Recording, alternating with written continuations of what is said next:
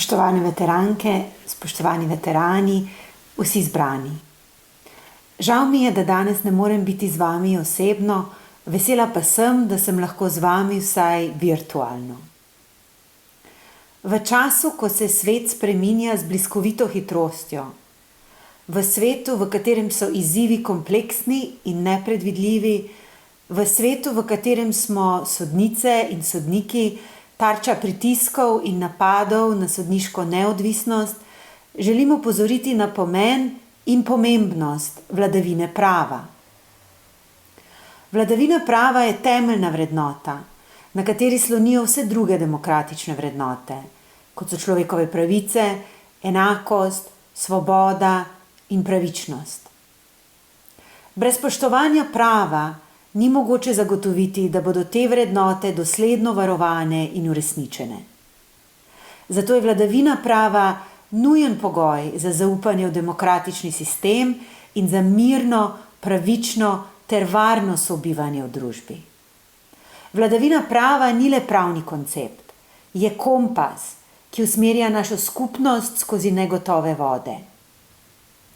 Spoštovanje pravnih norm je po mojem mnenju temeljni branik tako osebne kot državne suverenosti.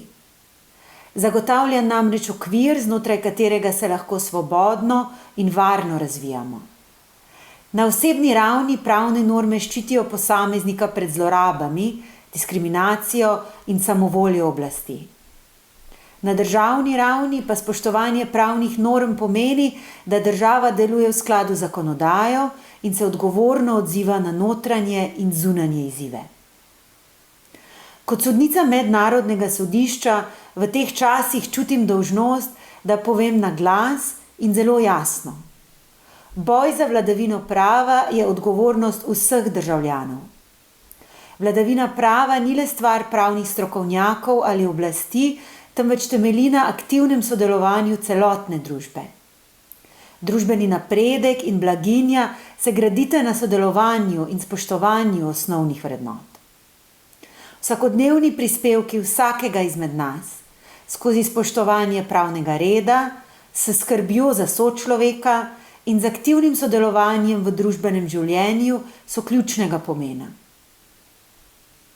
Za dobrobit družbe je nujno, da se zavzamemo vsak dan za zaščito pravic, za pošteno in odgovorno ravnanje ter za ustvarjanje okolja, kjer enakost, svoboda in pravičnost nekaj pomenijo.